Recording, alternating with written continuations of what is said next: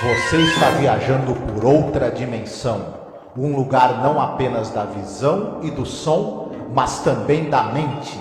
Uma jornada em uma terra maravilhosa, cujos limites são os da fantasia. Sua próxima parada, além da imaginação.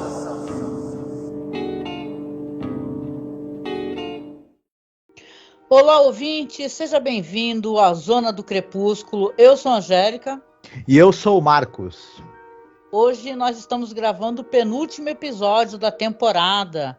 Esse episódio é o episódio número 17 da quarta temporada e episódio 119 no geral da série. Se chama Passage on Lady Anne. É a passagem por Lady Anne, né? Que Lady Anne é um navio, né? Nesse caso aqui. Este é um episódio extremamente estrelado, muito estrelado, tem atores que já passaram pela série, tem um casal assim que o pessoal comenta, a gente vai falar sobre isso, que é o casal que tem mais química, sabe, e gerou uma atuação interessante, né, para vocês verem como é que funciona. O outro casal que o pessoal elogia muito é o Nick of Time, que tem a Patricia Breslin e o William Shatner. Então você vê que aqui tem um outro casal que o pessoal elogia muito a atuação. Mas esse é um episódio aqui que ele vai falar sobre questão de relacionamento e uma questão de obsolescência. Não obsolescência de coisas industrializadas e tal, e sim uma obsolescência de seres humanos, sabe? Você vai sendo esquecido e se torna desimportante. A gente vai falar sobre isso. O episódio é dirigido pelo Lamont Johnson, que é um diretor fantástico da série, roteiro do Charles Beaumont, e vamos falar também, tem uma certa similaridade, assim, a história com o que estava acontecendo, ou prestes a acontecer com Charles Beaumont, né? Baseado no Song for a Lady, que é um conto do Charles Beaumont, né? E episódio, né, Marcos, cheio de camadas e tal, e tem umas diferenças do conto, né? O Charles Beaumont pegou o conto e alterou, né, algumas coisas para ficar mais interessante, e que, olha, eu digo para vocês, eu acho que ficou interessante mesmo. A história ela te prende até o final. Eu gostei bastante do episódio, e não vamos aqui adiantar pauta, né, mas eu acho que ele vai por dois caminhos que eles acabam convergindo bem, no meu entender, mas chegaremos lá, né? O que podemos falar então sobre diretor e elenco? Já andamos falando sobre o diretor, né? Porque não é a primeira vez que ele dirige um episódio na série, mas se você quiser fazer alguma recordação nesse sentido. Nós comentamos aí que ele começou, na verdade, como ator nos anos 50, aí ele acabou depois migrando para direção, e ele era um cara que dirigiu séries aí, dirigiu alguns teledramas, né? O Matinee Theater, por exemplo, ele dirigiu vários episódios, e 8 episódios de Twilight Zone, já falamos, né? Por isso que já falamos dele. E detalhe, alguns episódios absolutamente sensacionais, como por exemplo, os 6 personagens à procura de uma saída, né? O Kick the Can, por exemplo, né? Desculpa, eu me enganei. 5 personagens, Angélica, não é 6, tá? Então tu volta lá. Ele dirigiu alguns episódios importantes, como por exemplo, o 5 personagens à procura de uma saída, o Abrigo, The Shelter, né? O Kick the Can, o Nothing in the Dark, com uma atriz que é a Gladys Cooper, que está nesse episódio também. Enfim, o cara, ele era um craque ali, dirigiu muitas séries de televisão. Nos anos 70, ele dirige telefilmes, por exemplo, um filme com o Richard Chamberlain chamado Wallenberg, o Herói Solitário, sobre um diplomata que salvou pessoas do nazismo na Segunda Guerra. Dirigiu episódios do Teatro dos Contos de Fadas, lembra o Jack e o Pé de Feijão? Ah, sim. Por exemplo. Enfim, o cara era um craque da direção, e eu acho que ele demonstra uma boa habilidade também de direção de atores nesse episódio específico que nós vamos comentar. Tá? Sim. Quanto ao elenco, a gente vai destacar, eu vou começar destacando a presença do casal ali principal. Ele é vivido pelo Lee Phillips e a Joyce Van Patten. O Lee Phillips, ele era um cara que ele era ator da Broadway, né? Ele foi ator em diversas séries de televisão, Entre elas, a gente pode destacar, por exemplo, os teledramas, né? Ele participou de vários episódios dos famosos teledramas da TV. E ele foi também na TV, ele foi o Ellery Queen. Olha. Sim. O Ellery Queen é um personagem famoso da literatura policial e também teve adaptação para filme, para TV, que ele era aquele cara que era escritor e ele era filho de um investigador da polícia de Nova York. E ele ajudava o pai a resolver mistérios. Você teve aí vários atores que encarnaram esse personagem, entre eles o nosso amigo aqui, o Lee Phillips. Ele também foi diretor.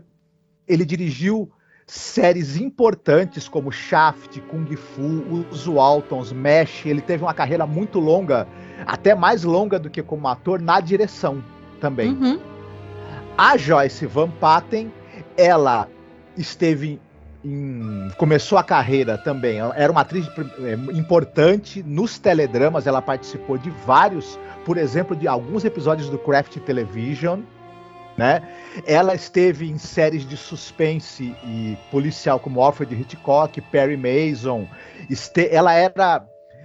Ela tinha um personagem fixo numa série chamada Good Boys, que eu não assisti, mas era a respeito de um pessoal que era dono de uma lanchonete, uma comédia, né? Ela também está em séries como Havaí 5-0, Insight. Ela tá viva e ela tem uma carreira longa.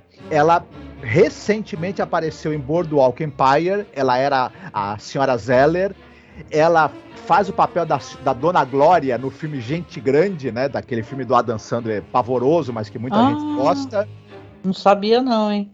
Nossa, a participação dela aqui no episódio é absolutamente magnífica, assim. Ela arrebenta a boca do balão. Sim. Ela também esteve aí em Desperate Housewives também, em um dos episódios da série. Enfim, ela tá atuando, né? E carreira muito longa, muito profícua e uma excepcional atriz.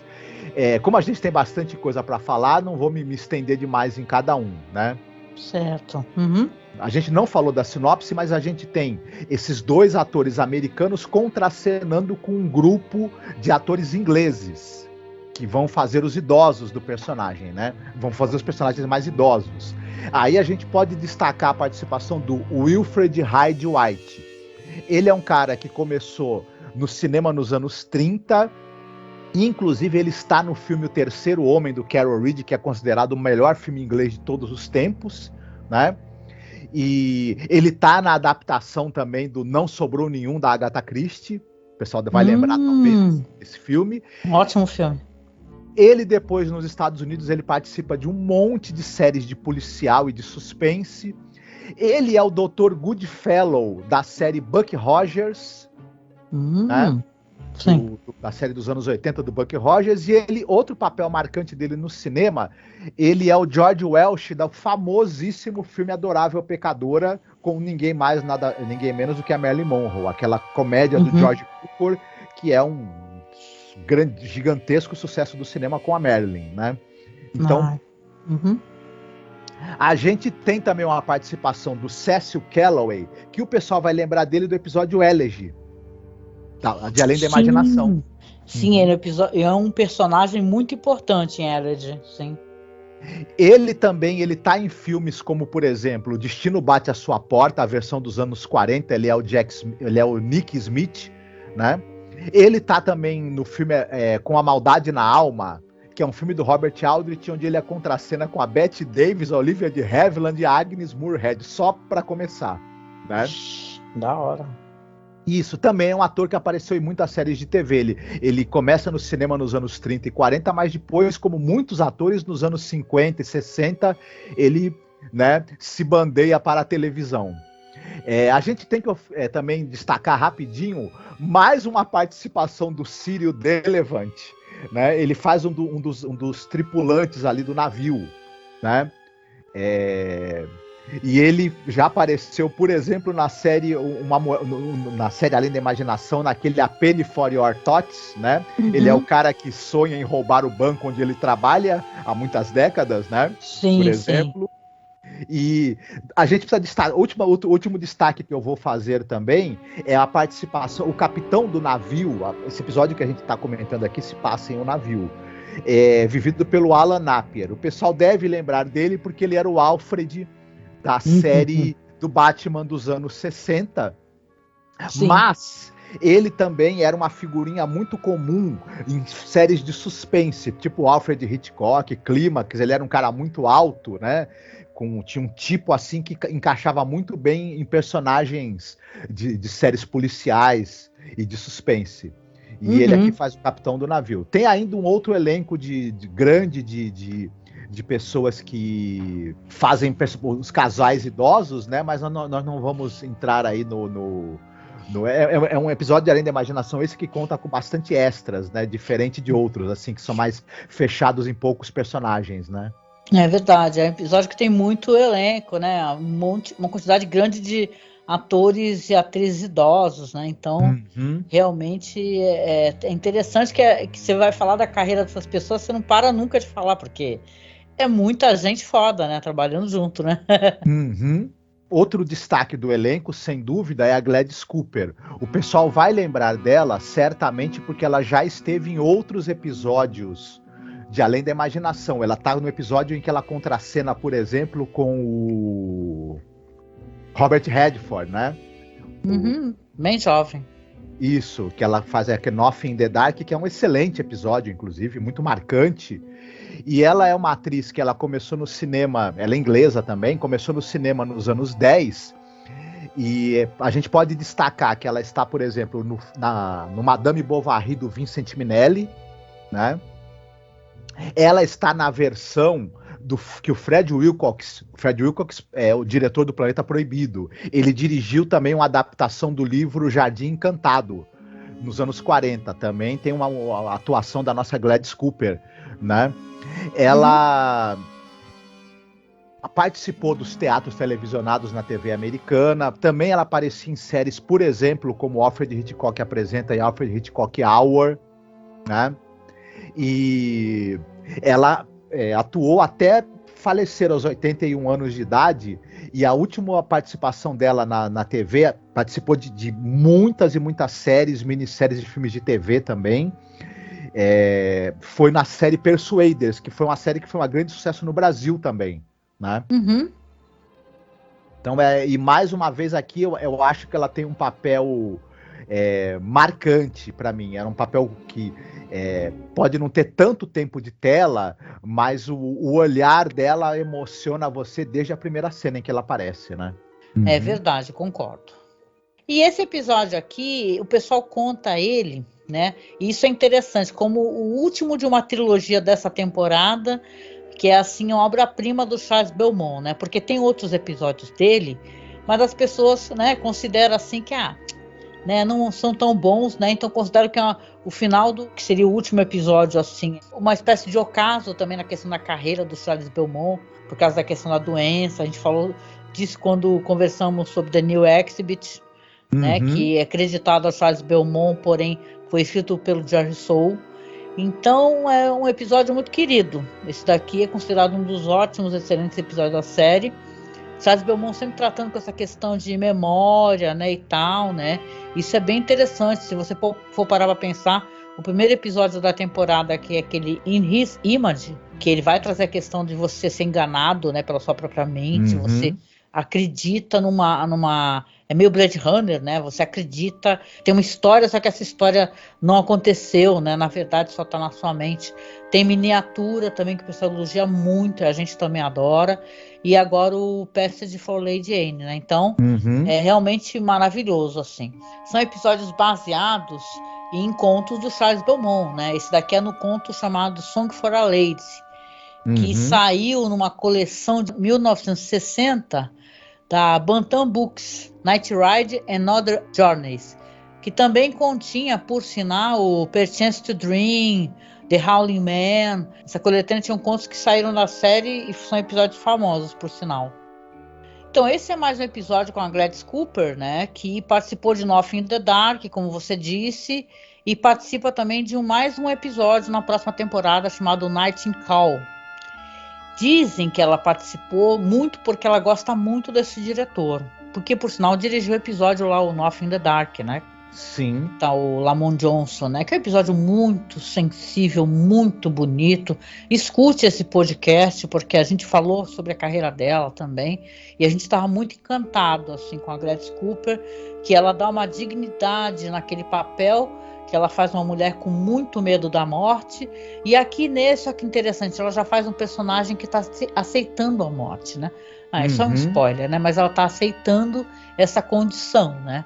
Para a qual eles estão indo, na verdade. Então é muito interessante nesse sentido, assim. Esse é um episódio que não tem muito aquela coisa de... Não tem o fantástico, assim. Tem um elemento, assim, de uma atmosfera muito misteriosa, né? Que ele é muito bem mantido. A gente já falou sobre isso em alguns episódios, para quem acompanha. Que Charles Belmont é um ótimo roteirista, principalmente para episódios longos. Porque ele gosta de fazer essa construção toda, entendeu? Ele funciona em alguns episódios maravilhosamente, os de 24 minutos, mas nesse de 1 hora, ele tá indo muito bem. Tá indo muito bem. Porque aqui mesmo eles são boas, sabe? É uma construção muitíssimo bem feita, né? De um roteiro assim, que tem um mistério a ser resolvido. Poderia ser um filme, né? A gente falou sobre isso. Poderia ser um filme de 1h30, tranquilamente. O Charles Belmont, semelhante ao Rod Serling, eu acho que ele tem uma mão para escrever muito bons diálogos marcantes, e isso acaba funcionando bem no episódio mais longo, de 1 hora, em que você tem mais tempo para ter boas falas, né? E ele também tem um senso de drama. Ele é um cara que ele era meio que da fantasia, né? Da ficção, do fantástico, mas ele tem um excelente olho para o drama e para essa questão da relação do ser humano com a sua própria identidade, com a sua própria mortalidade. Ele era um cara que explorava muito essa coisa da condição humana, mesmo entre histórias fantásticas. E aí, quem tem bom olho para o desenvolvimento de personagem, para questionar a condição humana, escreve bem diálogo, acaba não tendo dificuldade para preencher um episódio de 1 hora, né? Vai que vai, sem problema. Com certeza, né? E falando algumas curiosidades aqui, apesar da gente não ter falado ainda da sinopse, tem algumas diferenças interessantes do conto do Charles Belmont para o episódio. No conto, na verdade, o casal, o Alan e a Eileen Ransom, eles são recém-casados realmente, né? Aqui não, aqui na história é um casal que já está casado há 6 anos, tentando salvar um casamento. Esse cruzeiro vai ser meio uma segunda lua de mel, mas assim, na verdade, para tentar salvar esse casamento, que a coisa tá feia ali. Você vê logo de cara que eles não estão nada bem, né? E tem outra coisa interessante relacionada ao próprio navio em si. Por quê? Porque essa Lady Anne do conto do Charles Belmont, né, eles têm sabe, é interessante como eles descrevem, né, que falam que ao longe Lady Anne era muito bonita e tal, muito ornamentada, elegante, só que conforme eles vão se aproximando, veem que toda aquela elegância é uma ilusão e na verdade é ferrugem. É um navio muito decrépito e destruído, né? Com aquela pompa, sabe aquela pompa destruída? Lembra um pouco assim aquele navio fantasma, sabe aquele filme Navio Fantasma? Então tem isso, né? Tem essa coisa do navio, ele ser visivelmente um navio decrépito com cara de que tá prestes a afundar, né? Algo assim, né? Comido totalmente pela ferrugem. E isso é muito interessante, né? Não tem isso, né? Não dá tempo de fazer esse plot aqui lá no episódio, né? Eles trocam isso por outras coisas bem legais, a gente vai falar também. Uma questão de estar uma neblina, de estar sempre aquela condição. Porque tem aquele episódio de Judgment Night que o cara fica também, né? Envolto naquele navio com neblina, né? Aqui tem essa mesma climática, você tem a neblina e parece que eles estão... O sol não penetra, né, naquela superfície, não bate naquele casco do navio. Então tem toda essa temática aqui que é para trazer esse incômodo mesmo. Né? Certo. A gente podia até, inclusive, citar que dessa vez a direção de fotografia não cabe ao Jorge Clemens, ficou com o Robert Pitak, e ele foi bem demais nesse episódio. A fotografia do episódio é uma coisa à parte, né? Verdade, ele está sempre dividindo aí nessa temporada, principalmente porque o tempo aumentou, né? Então ele teve que dividir com o George T. Clemens né, a questão da fotografia, mas aqui ele tá sozinho, e na 5ª temporada, então, ele fica contratado e permanente, né, para fazer a fotografia, né, o George Pitak, né.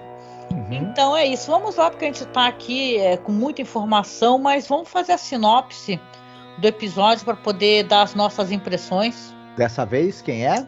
Você, não é? Eu saiba Eu não sabia, mas já que você falou, agora eu sei. Muito bem. O episódio, ele trata de um casal de americanos, que é o casal Ransom, é o Alan e a Eileen. O Alan é um homem de negócios, né? Um cara assim que ele só vive pro trabalho dele, só vive pros acordos que ele fecha no escritório que ele trabalha, vive viajando, e após 6 anos de casamento, ele e a Eileen estão num péssimo momento da relação deles. Estão aí à beira da separação, porque ele não dedica tempo algum, né, à relação deles. E ele vai fazer uma viagem para a Inglaterra para tratar de negócios, e a esposa fala, poxa, a gente podia viajar juntos, né? Ele promete para ela que ele vai levá-la na viagem, que ela vai escolher o meio pelo qual eles vão fazer a viagem. Ela acaba escolhendo fazer um cruzeiro de navio. O problema é que eles estão numa época do ano em que os cruzeiros estão todos ocupados. Porém, tem alguns poucos navios ali disponíveis que são cargueiros pouco confortáveis para você fazer uma viagem ali, um casal fazer uma viagem, né, de ter uma segunda lua de mel, mas tem um antigo navio de passageiros chamado Lady Anne que tem vaga.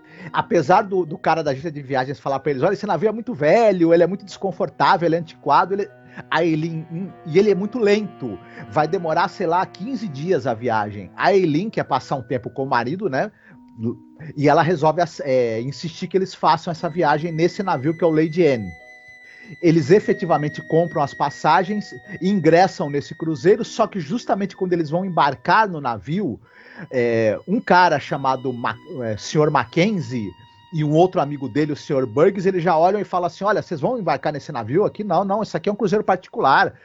Melhor não, hein? Desistam. Oferece dinheiro, um dinheiro alto, $10 mil, para que eles desistam de embarcar no navio. Eles ficam intrigados com isso, né? Mas a Eileen insiste e eles acabam continuando no cruzeiro. Ao longo do episódio, nós vamos descobrir o que tem de tão estranho nesse navio e nesse cruzeiro para levar aqueles senhores ali. Quando eles estão no navio, eles descobrem que todos os outros passageiros são idosos, eles são os únicos 2 jovens ali. O que está acontecendo? Que coisa é essa estranha? Que cruzeiro é esse que só tem idosos e que eles tanto insistiram para que esse casal jovem não embarcasse? Vamos descobrir aí ao longo desse episódio. Você fica logo constrangido no começo do episódio, né? Porque você tá assistindo o episódio da imaginação, você vê que realmente é uma torta de climão, né? Desde o começo, assim, que eles vão comprar passagem, né? O jeito que ele trata ela. Esse é um personagem extremamente antipático, né? O Alan, né? Ele é muito antipático, porque como ele fica maltratando ela tentando pacientemente conversar com ele, fala assim, você me prometeu, né? E tal, né? E ele tá visivelmente de má vontade, entendeu?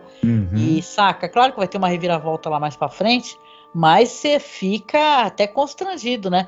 E realmente, como você falou, fica todo mundo tentando fazer eles mudar de ideia, descer do navio, e você fala, nossa, o que acontece com esse navio, né? E tal, o que tá rolando, né? Só que os personagens, ao mesmo tempo, são muito educados, né, e simpáticos, e eles são muito teimosos, né? Porque é o Alan, na verdade, que acaba falando assim, se o senhor oferecer 100 mil, né? Aí ele fala assim, 100 mil a gente não tem. Aí ele fala assim, não, então não quero, né? E ela fala que não quer também, porque, na verdade, ela quer fazer esse cruzeiro porque ela quer passar mais tempo com ele. Isso. Como eles querem salvar o casamento, só que, cara, esse cara é muito troglodita. E ele, né, ele trata, tipo assim, ele é aquele cara impaciente, né? Como ele não tem tempo pra nada, ele acha que é um desperdício de tempo, né? E tem um lance também dela ficar pedindo cigarro pra ele, e ele dá de má vontade. Você reparou isso? Tem uma hora que ele dá de má vontade, tem uma hora que ele joga o cigarro assim. Gente! Sim, mas olha, isso é uma das sacadas, assim, que a gente percebe a habilidade do roteirista e do diretor. Você citou esse momento, e a gente também tava aqui falando que você mesma citou que esse casal, a dinâmica que tem entre esse casal, esses dois atores, ela é muito elogiada. E isso é muito interessante. O tempo todo, a Joyce Van Patten, né, que faz a Eileen, ela vai tendo uma progressão de uma busca de se conectar e ter uma comunicação com esse marido distante dela, que é o Alan.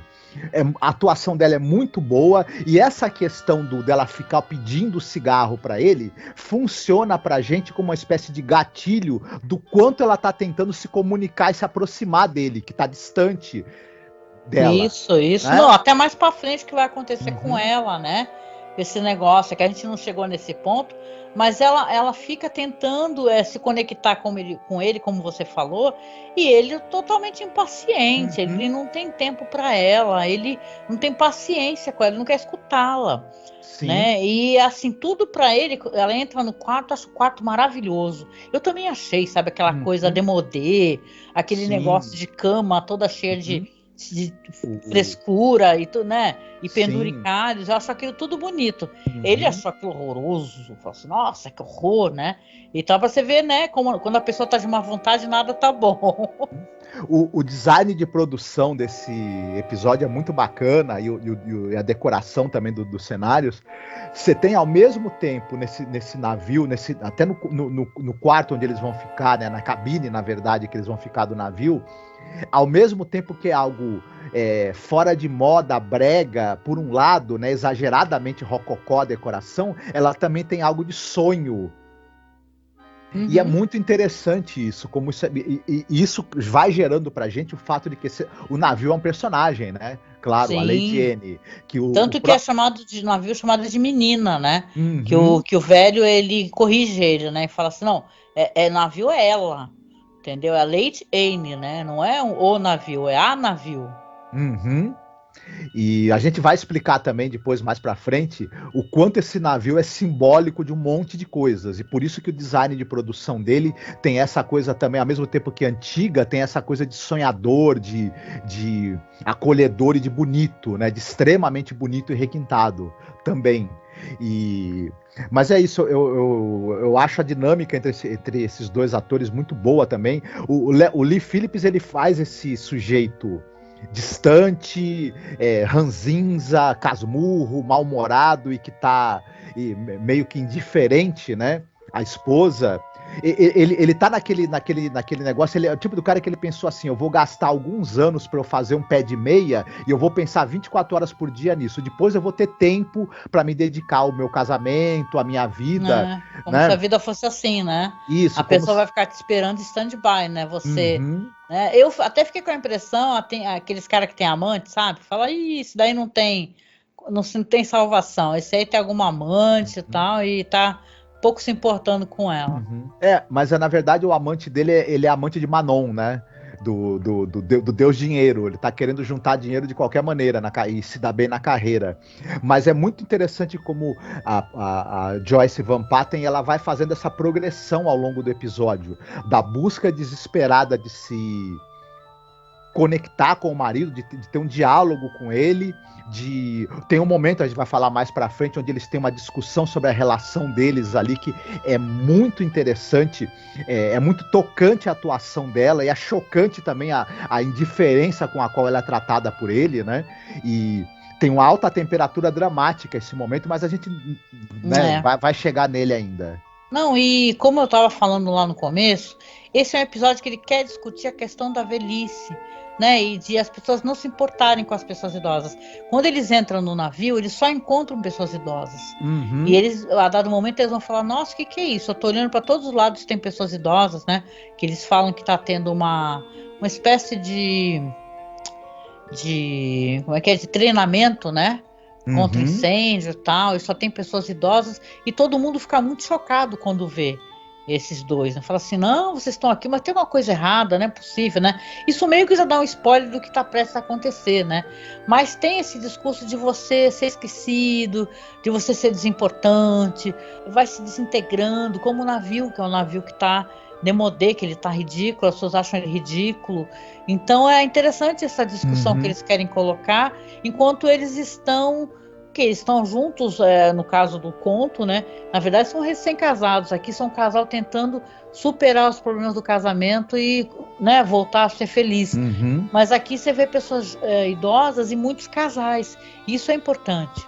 Porque Sim. são casais que já estão ali, com 30, 40, 50 anos de casamento, e Uhum. aquela aceitação e aquela cumplicidade. A personagem da Gladys Cooper é linda, ela com o marido dela, e você vê ela, é interessante que quando você vê ela naquele Nothing in the Dark, ela é uma senhora presa, né, escondida num quartinho escuro e desesperada. Aqui ela já está uma mulher elegante, bonita, né, ela era linda, né, até bem velhinha, era muito bonita ela. Então você vê que ela aqui já tá elegante, feliz ao lado do marido dela, né? Do cara, personagem ali que é o marido dela. Então você vê isso, muitos velhinhos e tal, enquanto eles. Eu achei legal o Charles Beaumont colocar esse contraponto, sabe? Ele pegar Uhum. um casal que tá com o casamento despedaçando, caindo aos pedaços, ao lado de vários casais com casamento muito solidificado, assim, né? Uhum. Felizes, velhinhos, confortáveis dentro da Sim. relação, né? Uhum. E a gente também vai encontrar alguns personagens dentro desses idosos que também já estão viúvos, né? Também, Sim. mas que tiveram a vida marcada por um grande amor, né? Que os acompanhou até quase o final da vida, né? É verdade, E, né? Uhum. a gente até tinha comentado isso, que essas duas linhas narrativas, elas acabam convergindo e se encaixando tão bem, né? Você tem esse navio, esse estranho navio que está fazendo essa viagem exclusiva para esses idosos, que são pessoas que à medida que a história vai avançando e a gente vai podendo ter os diálogos, né, eles vão falando deles mesmos, muitos deles demonstram também que eles não estão mais se sentindo adaptados aos novos tempos. Eles acham a vida moderna, atual, rápida e estridente demais para eles, né? Onde há pouco tempo para você apreciar as coisas.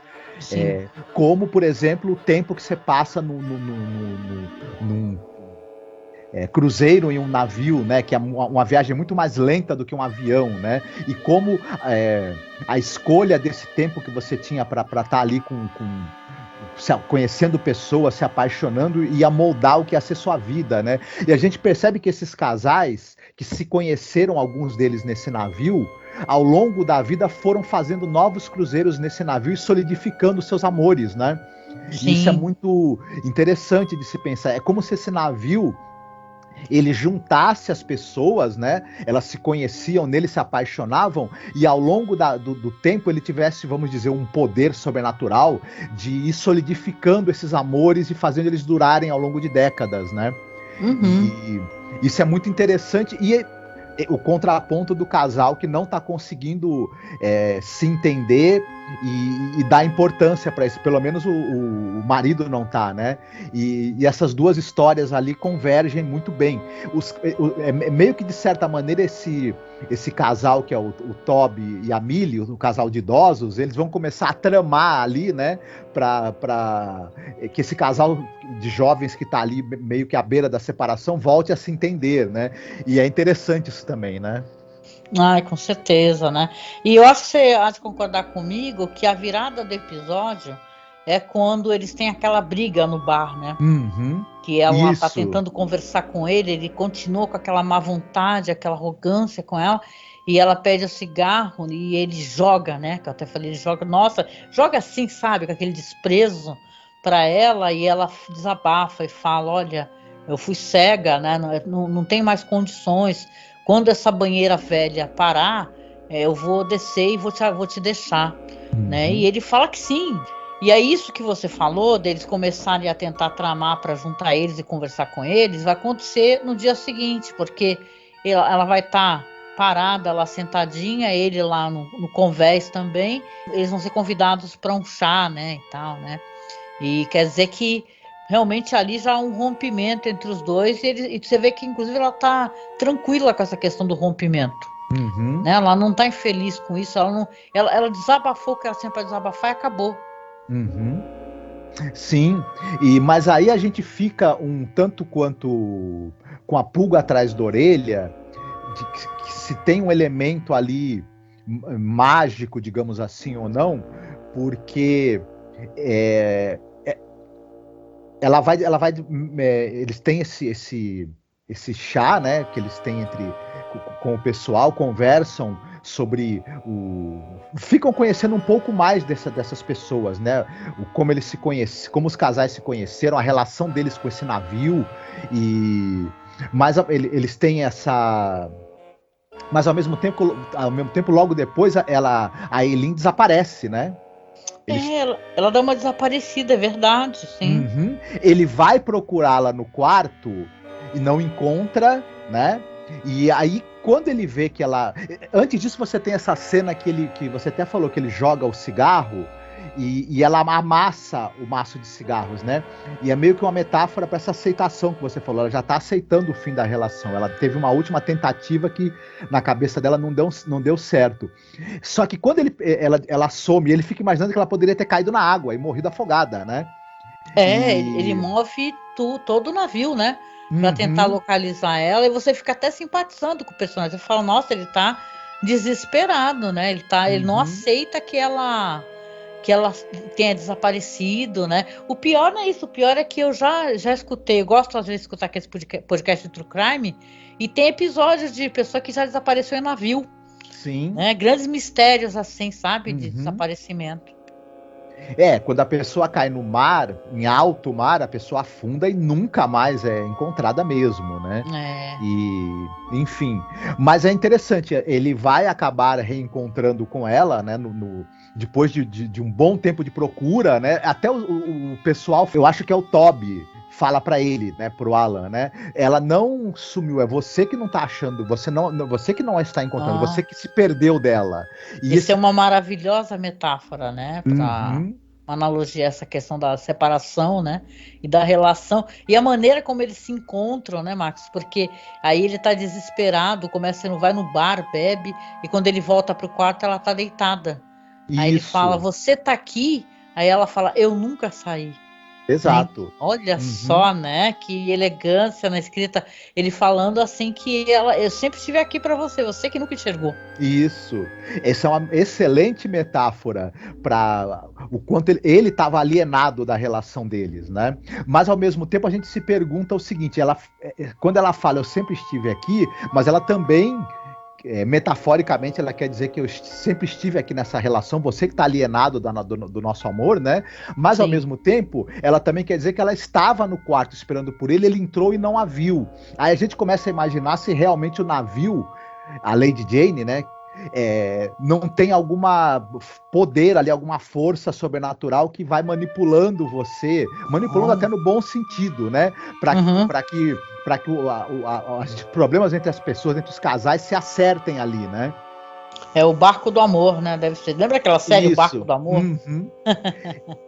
A Eileen, quando ele entra no quarto, inclusive ela tá usando o vestido, né? A camisola que a Millie deu para ela, na verdade, que ela teria usado na lua de mel dela com o Tobey, né?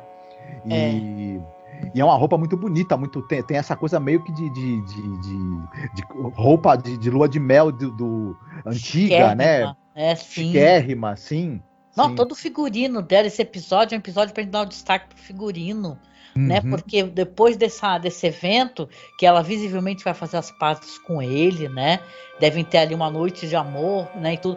No outro dia ele até joga o relógio pela janela, achei isso engraçado. Sim. E aí ela toda elegante, que aí eles vão para um jantar, assim, que vai ter no restaurante, que é o jantar dançante, e tá todo mundo com o chapéuzinho na cabeça, os velhos, as veinhas, tudo assim, aquele chapéu, parece até ano novo, né?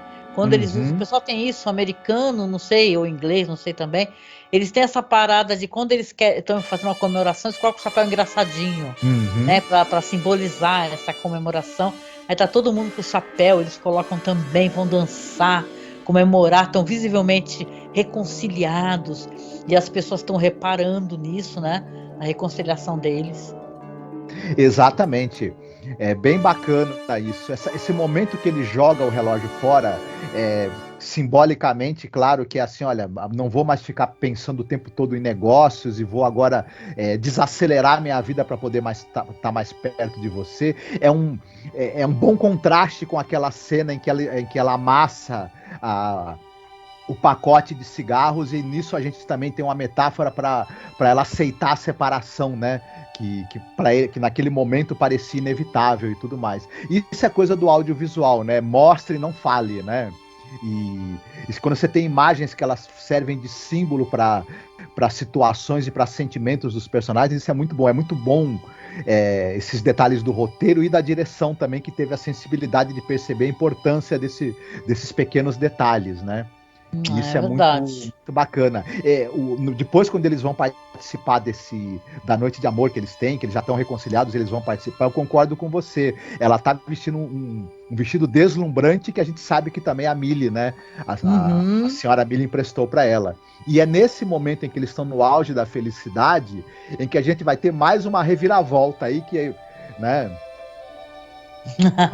Uma reviravolta e tanto, né? Porque você tem o tempo todo as pessoas tentando convencê-los a sair do navio antes do navio sair do porto, mas agora vai aparecer o capitão de novo falando para eles assim, ó, que eles vão ter que descer do navio num bote e ser deixados sozinhos no mar. Aí, pô, você fala, cara, what the fuck, né? Por que isso? E realmente, né, eles começam a teimar, falar que não, ela também falando que não, e tal, chocadíssimos. Aí aparece um cara com uma arma, né, e falando assim, ó, pode descer, você vai pro bote sim. Né, e, tem que ir, cara, porque as pessoas estão ali claramente falando, e não com olhar maldoso, nem nada, ou com raiva, né, e sim falando, vocês têm que descer agora, entendeu? Sim. E é muito bonita essa personagem, tem muita sensibilidade, que é a esposa, né? Eles descem, ele tá muito transtornado, né? E ela fala para ele, porque ele vira para os velhinhos e fala assim: poxa, a gente gosta tanto de vocês, eu pensei que vocês gostassem da gente. Aí ela olha para os velhos, para as velhas e fala: eles gostam. E sobe no bote. Sim. Mais uma vez, o personagem da Eileen, vivido pela Joyce Van Patten, mais uma vez ele pontua a nossa compreensão do episódio e a nossa emoção. A atuação dela vai dando pra gente a temperatura dramática ao longo do episódio todo. Ela meio que dramaticamente carrega o episódio, né? E esse momento é muito bacana. A gente, como essa personagem ela é inteligente, ela logo pesca o que está acontecendo ali, né? Ela já tinha percebido isso até antes, né? Quando a gente percebe que quando o personagem da Millie, nas primeiras conversas que eles têm, fala, vocês não vão mais ter que morrer, fiquem sossegados. E aí ela fala, como assim? Não, de tédio. Mas aos poucos, a Eileen, ela vai entendendo perfeitamente o que está acontecendo ali, né? E ela entende que eles estão ali com um propósito, né? E eles meio que interromperam durante um tempo esse propósito deles para poder ajudar esse casal a se reconectar, né? E é muito bacana isso. A gente já entregando mais ou menos o que acontece, e que talvez até quem está nos escutando já tenha também percebido, essa vai ser a última viagem desse navio. O navio Lady Anne, ele vai ser tirado de circulação. Só que como a vida desses idosos todos que estão ali nesse último cruzeiro está muito ligada a esse navio, e ao que ele simboliza também, ele simboliza um modo de vida, né? Que eles também... um modo de vida mais lento, mais seguindo o curso da vida e com tempo para você apreciar os aspectos importantes e mágicos da vida. Como esse navio ele está indo embora e ele meio que é o símbolo de um modo de vida que está deixando de existir, esses idosos querem também ir embora junto com ele, meio que deixar a vida junto com o navio. Né? É, verdade. Não, e na história lá do conto, eles ficam olhando do bote, o navio à distância pegar fogo, sabe, afundar na água, né? Claro que ainda bem que mudaram esse final, né? Então aqui entra, no caso, a voz do Rod Serling, né? Falando que, na verdade, saiu nos jornais que o navio desapareceu, mas nem se comentou sobre os idosos, né? E isso é de partir o coração, né? Porque você vê a quantidade de pessoas ali, todas idosas. Isso, claro, é a questão do envelhecimento e do esquecimento, né? Que está querendo ser discutida aqui, né? Eles não importam, né? E tal. E tem muita gente que tem esse pensamento, viu? Que é um pensamento muito cruel. Muito cruel de você olhar para a pessoa idosa e achar que ela é incômodo, né? Isso é muito triste, gente. Qual é o nome disso daí? Até a Marieta Severo fez um vídeo muito interessante sobre essa questão, as pessoas se enxergarem como uma pessoa desnecessária e uma coisa que atravanca a rotina diária. Isso é um desrespeito muito grande. Eu tenho uma mãe que tem quase 100 anos de idade, então para mim é uma honra tê-la, claro, uma sorte, porque eu entendo como é difícil, né, poder ter seus pais. Eu já não tenho mais meu pai, infelizmente, né, mas eu ainda tenho a minha mãe, você também tem a sua. Então a gente tem muito respeito, cara, pela sabedoria deles, pelos ensinamentos, pelo que, né, é tão importante você enxergá-los e você enxergá-los, né, você não ficar passando a pessoa idosa para lá e para cá como se fosse estorvo, né. O mundo precisa de muito mais amor e consideração, né? Sim. E esse é um episódio sobre isso, sobre sabe, essa tristeza de ver o esquecimento, de virar uma nota no jornal o navio que desapareceu. E é interessante, no momento em que eles saem, né, nesse cruzeiro, o tempo todo o navio é envolto numa neblina. E essa neblina, ela é o símbolo, é a neblina do esquecimento, Sim. do ouvido, né? A neblina meio que é símbolo universal disso, né? De você ser esquecido, de você desaparecer. E é interessante como visualmente o episódio, desde o início, faz esse navio estar envolto nessa neblina, que é a neblina da memória que se apaga e do seu esquecimento, né? Enquanto pessoa que existiu um dia, inclusive, né? Isso é muito interessante, muito evocativo, né? Como é feito. E é triste também, né? Essa realidade de que parece que são pessoas pouco importantes, né? Porque já não estão mais produzindo, né? Porque tem um pouco isso, né? Você só vale, você só presta enquanto você é produtivo, economicamente falando. Depois parece que pode até te eutanasiar, né? Porque você já não está produzindo mais nada, não está mais produzindo lucro para ninguém, né? Nossa, tem gente que, não sei lá, né? Tem gente que tem esse pensamento em relação a tudo, né? Só tem valor a pessoa que trabalha, né? Só tem valor a pessoa que produz, né? E isso é muito triste, né, gente? O dinheiro ser o único valor que as pessoas têm, né? A pessoa está em situação de rua, se torna invisível, sabe? E tem gente que quer que morra, sabe? Sei lá. Nossa, não gosto nem de pensar nisso, que pra mim é super baixo astral. Mas é um episódio interessante pra gente recordar essas questões, né? E tal, né? Essa aceitação que esses personagens idosos têm, né? E eles entenderem que, já que esse casamento foi recuperado, que eles consigam ter a segunda chance deles, né? Eles têm que descer imediatamente pro bote. Sim, sim. Mas eles até falam, não, a gente já mandou um sinal de socorro, algum navio aqui das imediações vai em algumas horas resgatar vocês e tudo mais. Acaba se tornando uma espécie de aventura para eles também, né? É verdade. Sim. Não vão ficar perdidos, né, no meio do oceano, né? É verdade, eles avisam que chamaram socorro, né? Muito bom, muito bom. E é isso. Vamos lá então para a parte de recomendações. Você separou alguma coisa para recomendar para a gente hoje, Marcos? Sim.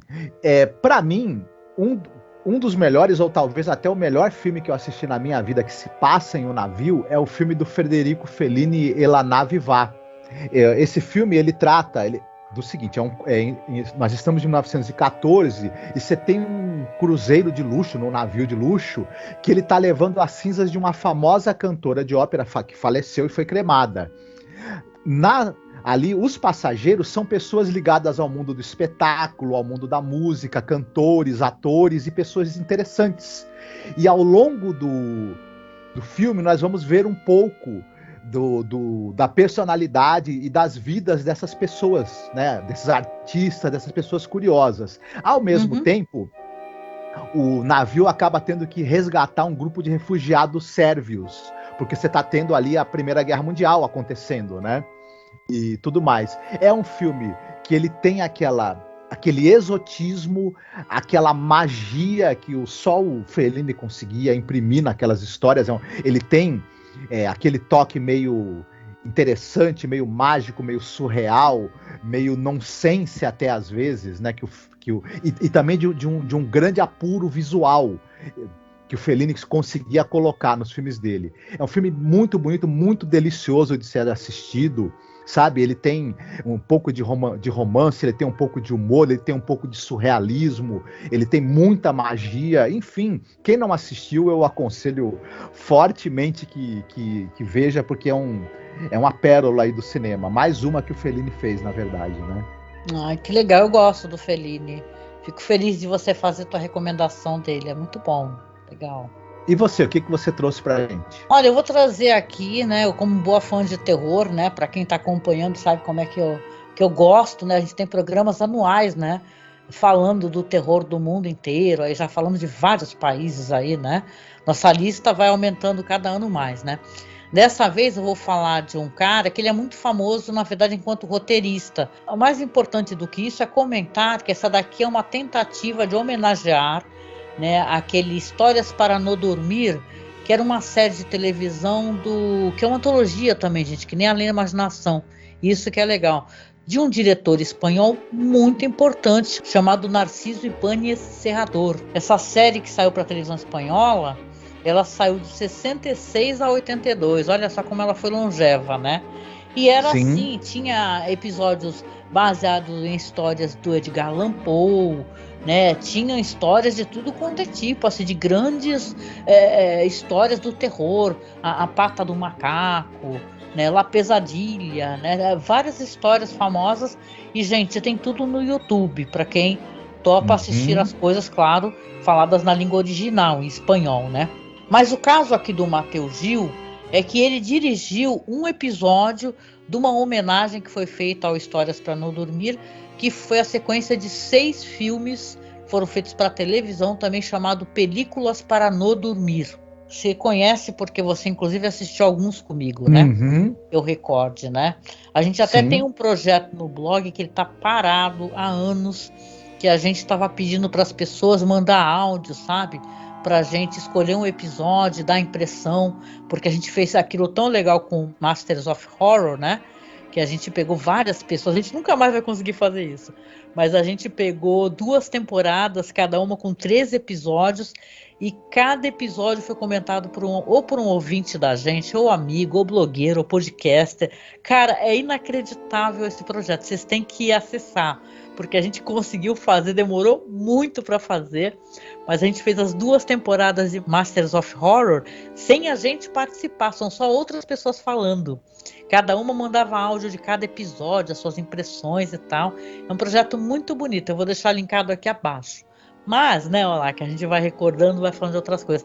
Mas o Películas para Não Dormir foram 6 filmes onde tem histórias de terror, né? E uma dessas histórias eu gosto de várias. No caso aqui eu estou recomendando o Regresso à Moira, né? Que acho que em inglês saiu como Spectre e no Brasil saiu como Chamado do Passado. Essa história aqui vai contar a história de um homem que ele ficou viúvo, né? Ele foi casado ali por muitos anos, era escritor de muito sucesso e ele morava fora da Espanha. E depois que a esposa dele falece, é uma morte muito esquisita, ele acaba recebendo uma carta de tarô, que é aquela carta que é a carta do amante, né? Tem um significado X, né? E tal. Ele resolve retornar para a pequena cidade onde ele vivia e onde aconteceram alguns eventos que vão ser, né, mostrados para a gente enquanto espectador, que, claro, vão descambar no horror, né? Inclusive, esse episódio que a gente comentou aqui tem uma cena que eu lembrei diretamente do Regresso à Moira, sabe? Porque esse negócio da cama, da mulher estar deitada e ter toda aquela simbologia, aquela cama com aquele dossel todo de pedrinhas, né? Aquilo assim tem um potencial de terror muito forte, né? Mas aqui não, no episódio de The Twilight Zone fica uma coisa romântica e bonita, né? Mas no Regresso à Moira não, tem uma cena de terror muito bem feita relacionada a isso, a camas e dosséis, né? E você tem então um episódio muito legal que é dirigido aqui pelo Matheus Gil, que é um cara muito gentil, é muito inacreditável. Assistam o Teses, que aqui no Brasil sai como Morte ao Vivo, como eu falei que é do Alejandro Amenábar, mas o roteiro é do Matheus Gil. Ele é um roteirista muito bom, é do Vanilla Sky, que é aquela versão americana do Abre los Ojos, né? É o roteiro do Matheus Gil, ele roteirizou Abre los Ojos. O Mar Adentro, por exemplo, que é um filme dramático, né? O que eu comentei, o Alexandria, né? Então, gente, é um cara muito capaz, assim. É muito mais famoso ele como roteirista, na verdade, do que enquanto diretor. Mas que ele é bom, viu? Ele é danado. Uhum. O Películas para Não Dormir, né, essa série de TV aí do Narciso Ibáñez Serrador, é um marco da TV mundial, é inacreditável. Como você mesma falou, tem disponível episódios aí na língua original espanhol no YouTube. Quem puder assista, porque é impressionante o nível de criatividade e o quanto os roteiros são fantásticos. E essa série de filmes que foram feitos também é excepcional. E, inclusive revelou aí alguns diretores que hoje estão bombando aí, né? O cara do REC, por exemplo, se eu não me engano, né? Isso. Uhum. Revelou muita gente, Então né? vale. Esse Películas aí tem diretores famosos dirigindo Uhum. alguns episódios, viu? Muito bom. Sim, o Paco Plaza, né, por exemplo, e o Jaume Balangueiró, só para citar dois nomes que estão aí hoje em dia, né, é, pintando e bordando. Eu adoro o jeito que a Espanha olha para os filmes de terror, sabe? A gente fez um podcast, como eu falei, a gente todo Halloween pega um tema, fala, olha, esse ano é França, esse ano é Itália, né? O ano que a gente pegou Espanha, na minha opinião, foi um dos melhores podcasts que a gente já gravou. Uhum. Porque a gente pegou, sabe, uma temática muito interessante, fizemos a discussão da questão militar, da ditadura, e o nosso papo sobre teses foi ótimo. A gente grava sempre muito bem acompanhado, né? A gente é super chique nesse sentido, né? Sempre tem Douglas ou tem alguém de blog assim que é super pesquisador e manja tudo. Então foi demais assim falar do teses, falar do terror da Espanha e tal. Gente, escutem os nossos podcasts de cinema que a gente tem, porque a gente costuma trazer, sabe, muita informação interessante, né, sobre essa questão cinematográfica e sobre o Narciso Ibáñez Serrador. Gente, ele merece um podcast. A gente não falou dele ainda, né, Marcos? A gente quer tanto, né? Uhum. Sim, mas no futuro a gente com certeza vai tratar desse assunto, porque vale muito a pena e resgatar, né, esse grande marco da televisão e do horror e da fantasia, né, que foi o Películas para Não Dormir. E Histórias para Não Dormir também, né? Sim, sim, sim. Muito bom, muito bom. E chegando ao finalzinho aqui, né, gente? Claro, agradecendo a você que vem nos acompanhando todos esses podcasts. Estamos aí no penúltimo da temporada, depois só no que vem, hein, gente? Quando acabar, a gente vai fazer aquele que é o top 5, né? Esse ano e depois só no ano que vem que vai se falar de The Twilight Zone. Então aproveitem, escutem, comentem. Se inscrevam no nosso canal do YouTube, gente. A gente há pouco tempo conseguimos chegar aos 1.000 inscritos, mas é tão bom ver o canal crescer. Então, se você puder ajudar, viu, para que a gente cresça, ajude, que isso também nos empolga, né, Marcos, para que a gente possa continuar, né? Sim, sim, a ajuda de vocês é muito importante e é o que dá pra gente o fôlego para continuar fazendo. Inclusive, quando a gente terminar Além da Imaginação no ano que vem, bora fazer de todas as temporadas do Simpsons ou não? Simpsons eu não sei, mas talvez Night Gallery no futuro, Tô né? Vai brincando. depender do. Não, mas vai depender do ouvinte, né? Quem sabe, né? Sim, A gente faz sim, tem tantos episódios bons, a gente gosta do Rod Serling demais, então não teria um problema não. Eu gostaria de tentar fazer isso futuramente, talvez, né? Ainda mais que é uma questão ambiciosa. Porque Night Gallery são 3 ou 4 temáticas dentro do mesmo episódio, né? Então sim, mas eu acho a série Night Gallery curta, na verdade. Pra mim, ela podia ter durado muito mais.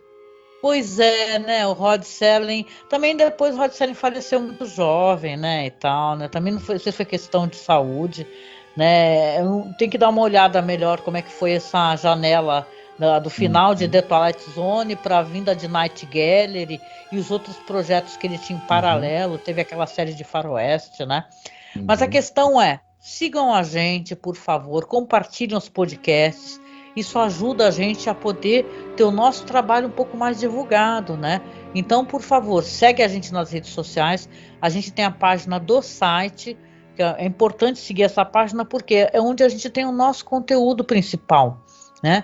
Então segue a gente lá no Facebook, estamos lá como Masmorra Cine, temos a página, como eu sempre digo, que são de fotos, documentários, curiosidades sobre a série clássica Além da Imaginação, que é The Twilight Zone Behind Scenes, vai ficar o link aqui abaixo. Temos o grupo, tá, que é Fãs de Além da Imaginação. No Twitter estamos como @masmorra_cast. Estamos também como @Zona Crepuscular e também como @Cineclube da Masmorra, tá bom? Que é onde a gente coloca os nossos vídeos lá, né? Ou links do OKRU, que é um canal muito legal, que tem muita coisa que a gente comenta, como eu falei, né? Nós sempre ajudamos as pessoas a acessarem o conteúdo que a gente comenta. No Instagram estamos lá também como @masmorracine. E claro, temos nossos perfis de apoio, a gente é sempre muito grato. Se você é nosso apoiador, está escutando a gente, se sinta muito abraçado, porque você é muito querido e está ajudando a gente a permanecer online, né? E é bem difícil a gente conseguir, né? Permanecer online num meio que ele não facilita, né? Mas a gente está aí, então eu agradeço muito aos padrinhos que nós temos. Peço para você, se você ainda não nos apadrinha, por favor, tá? Clica nesse link logo abaixo, aí na descrição do vídeo, do Padrim, doa pra gente um valor que pode ser recorrente, de 5, 10, 20 reais, o que você puder, né? Para nos ajudar financeiramente, que assim você vai ter a certeza que a gente consegue continuar falando sobre cinema e sobre The Twilight Zone, tá? Temos o link também do Colabore Aí, também vai ficar abaixo. E também temos Pix, então se você puder e quiser fazer um Pix pra gente, por favor, a gente fica muito grato e ajuda a gente com as despesas, né, da manutenção desses podcasts. E chegando ao finalzinho aqui, né, claro, sempre tem música. E dessa vez é a minha vez, né, Marcos, de escolher música. Sim, e qual música que vai ser dessa vez?